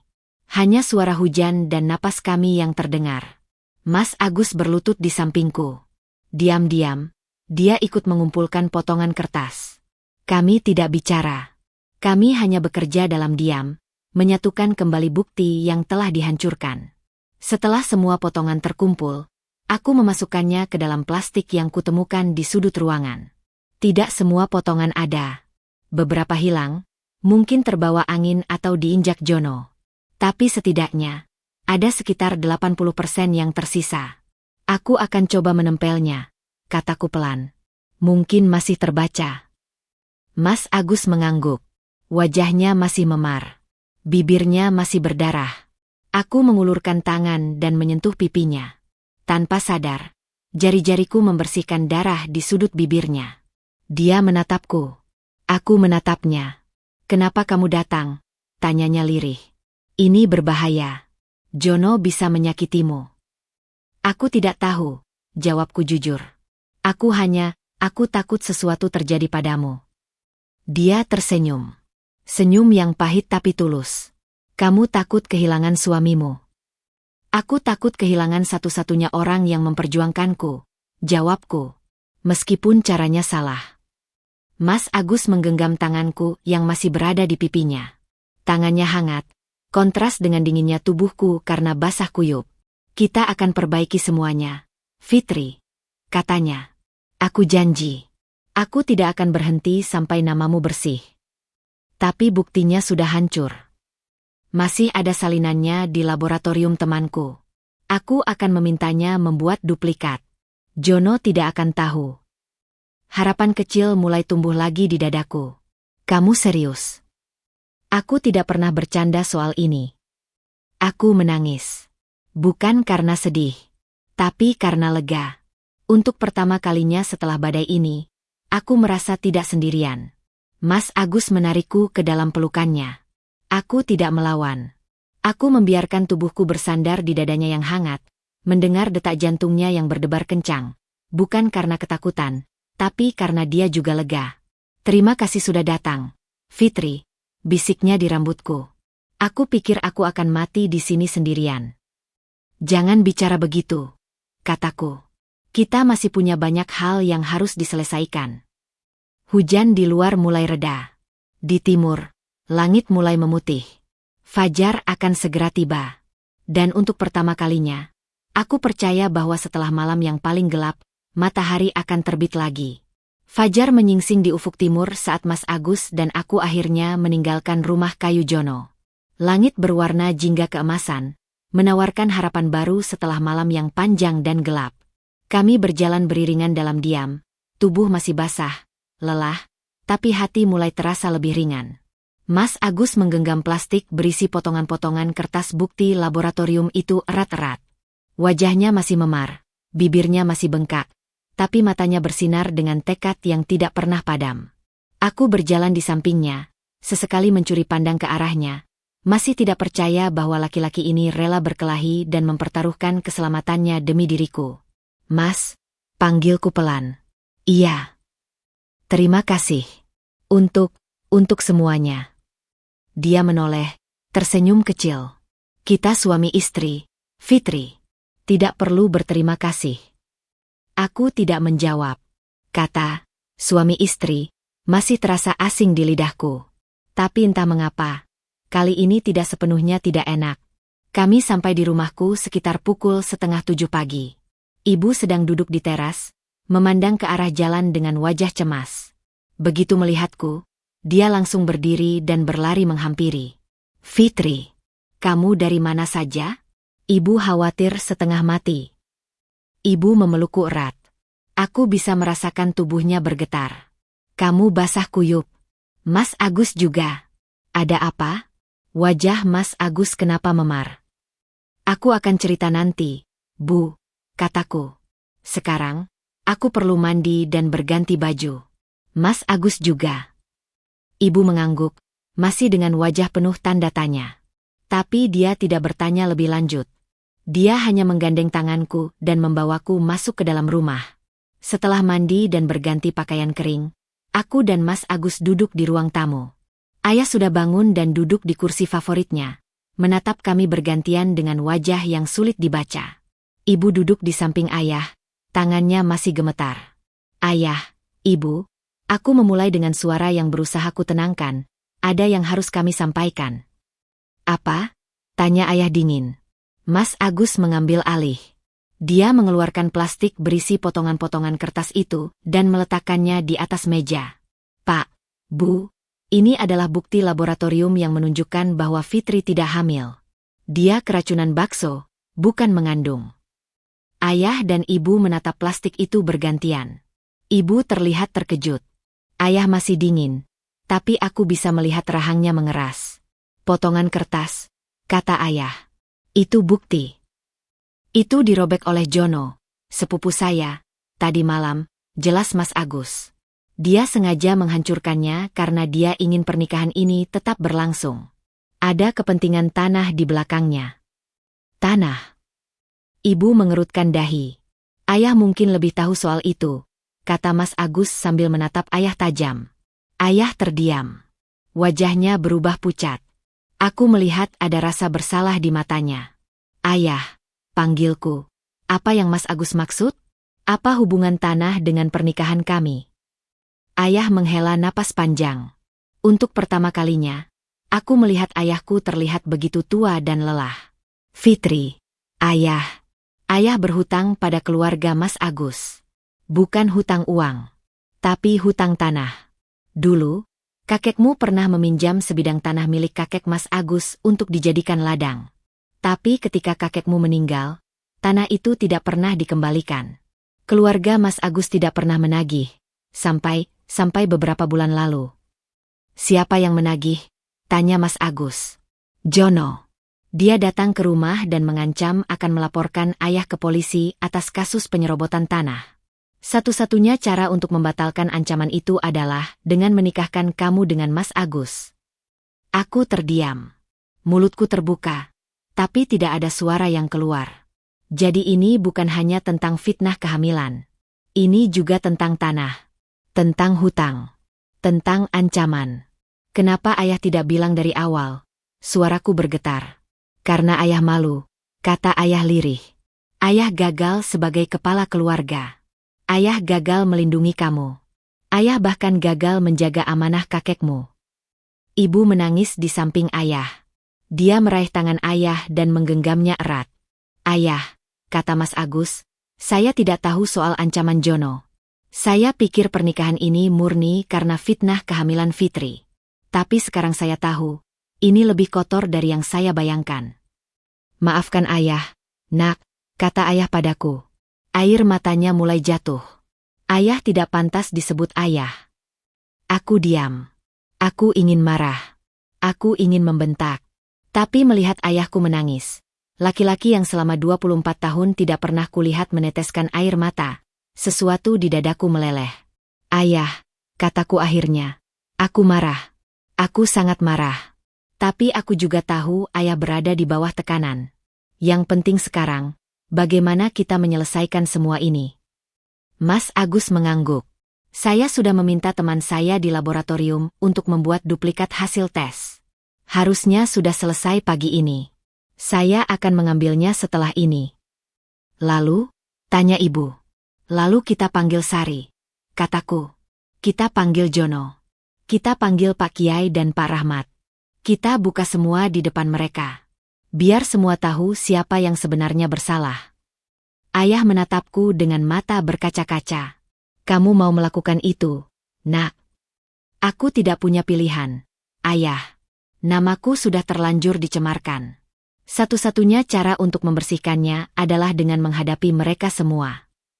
Aku akan mendampingimu, kata Mas Agus. Kamu tidak sendirian. Aku menatapnya.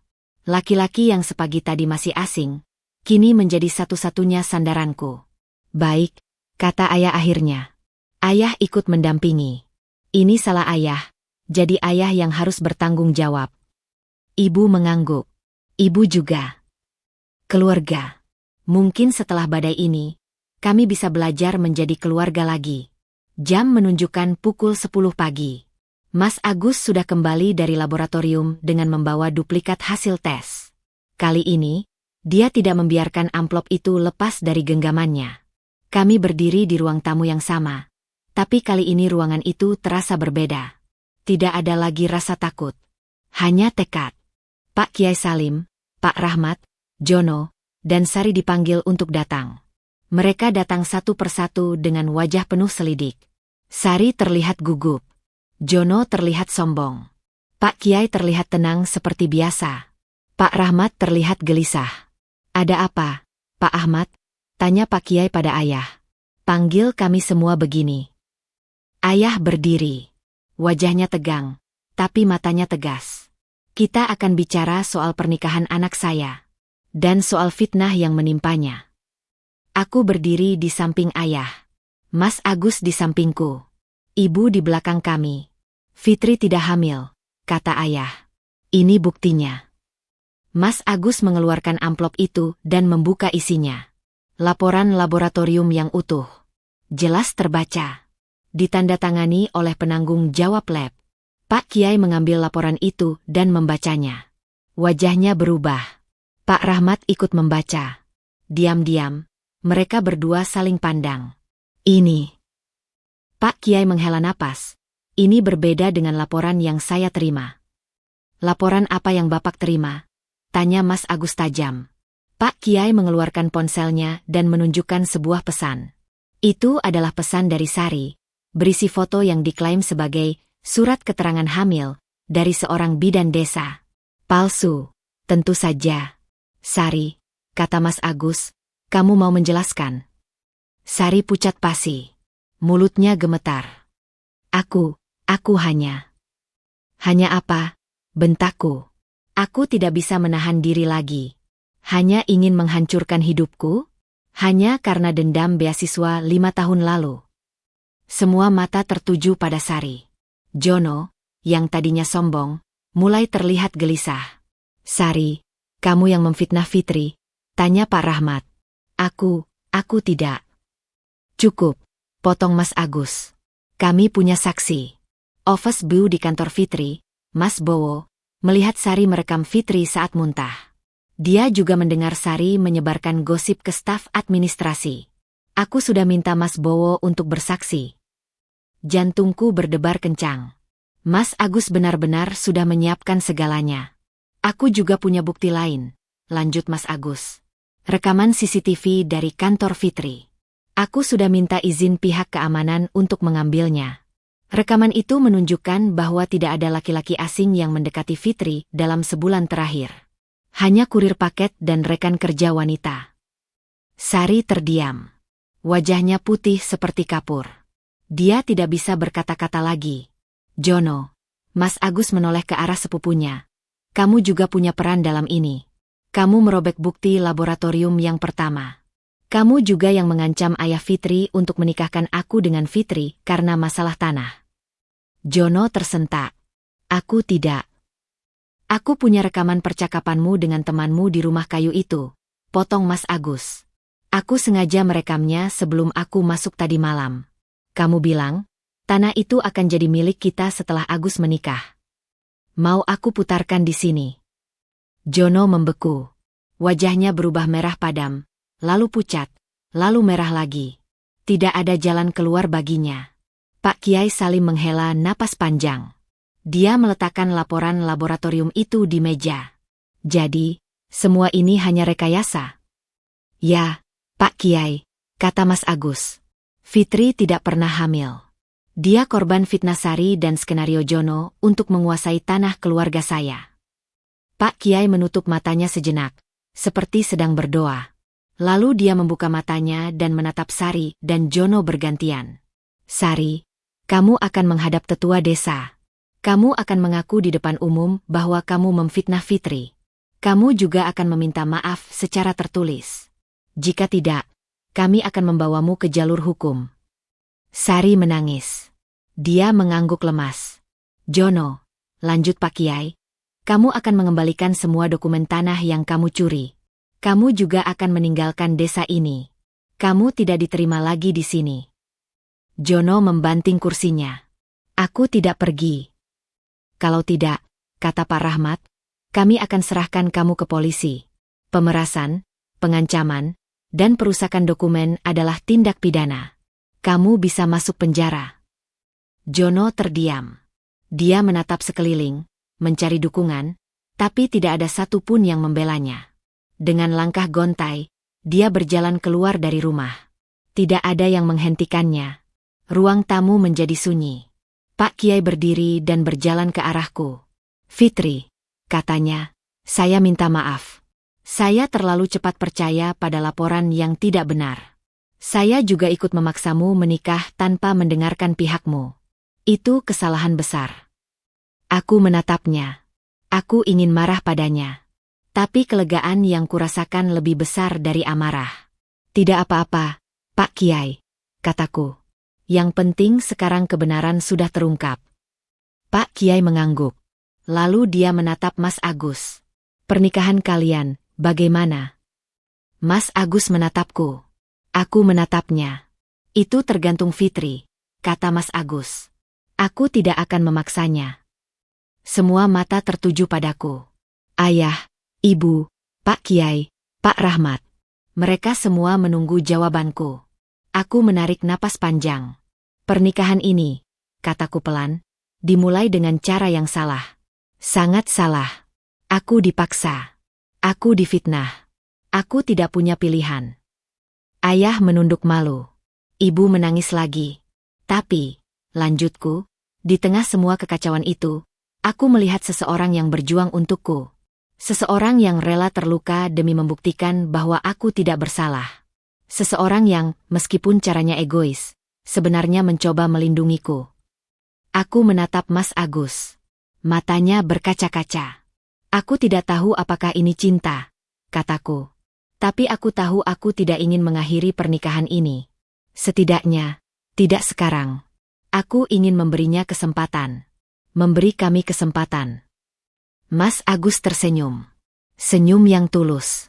Senyum yang membuat jantungku berdetak lebih cepat. Terima kasih, Fitri, katanya. Aku tidak akan mengecewakanmu. Pak Kiai tersenyum lega. Kalau begitu, mari kita doakan semoga pernikahan kalian diberkahi. Dimulai dengan benar, meskipun awalnya salah. Kami semua berdoa bersama.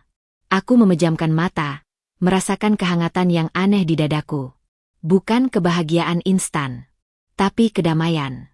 Kedamaian setelah badai. Setelah doa selesai, satu persatu tamu pulang. Sari pergi dengan wajah sembab, diantar oleh Pak Rahmat. Jono sudah tidak terlihat. Pak Kiai pamit dengan senyum yang lebih hangat dari sebelumnya. Ayah mendekatiku. Dia meraih tanganku dan menciumnya. Maafkan ayah, nak, bisiknya. Ayah berjanji tidak akan mengulanginya. Aku memeluk ayah. Untuk pertama kalinya setelah bertahun-tahun, aku menangis di pangkuannya. Ibu juga minta maaf, kata ibu sambil ikut memelukku. Kami bertiga berpelukan. Keluarga. Mungkin retak, tapi masih bisa diperbaiki. Malam harinya, Mas Agus dan aku duduk di teras. Langit penuh bintang. Udara sejuk. Aku memegang secangkir teh hangat. Dia memegang segelas air putih. Fitri, katanya, besok aku akan cari kerja. Aku tidak akan membebanimu. Aku juga akan bantu kamu cari kerja baru, atau buka usaha sendiri. Apapun yang kamu mau. Aku belum memikirkannya. Mas, kataku jujur. Aku masih butuh waktu. Tentu. Ambil waktumu. Diam. Mas Agus. Panggilku. Iya. Kamu masih ingat janjimu? Janji apa? Kamu bilang akan mengajakku kencan. Kencan sungguhan. Seperti laki-laki normal merayu perempuan normal. Dia tersenyum lebar. Besok malam. Aku jemput jam 7. Pakai bunga. Aku tunggu. Kami tersenyum berdua. Di bawah langit berbintang, setelah berhari-hari dilanda badai fitnah dan kepalsuan, akhirnya ada secercah harapan yang nyata. Pernikahan ini dimulai dengan paksa. Tapi mungkin kami bisa memulainya lagi dengan cinta. Bukan akhir, tapi awal yang baru. 2 bulan kemudian, aku duduk di kamar yang sama. Kamar dengan sprei merah yang sekarang sudah kuganti dengan warna biru muda kesukaanku. Di meja, bukan lagi lilin dan bunga plastik, tapi vas berisi bunga segar yang setiap minggu diganti Mas Agus. Perutku terasa aneh pagi ini. Mual. Lagi. Tapi kali berbeda. Aku mengambil test pack yang sudah kubeli semalam. Dengan tangan gemetar, aku melakukan tes. 2 garis. Positif. Aku tersenyum. Bukan karena takut, tapi karena bahagia. Mas Agus masuk ke kamar. Wajahnya masih segar usai salat subuh. Fitri, kamu kenapa?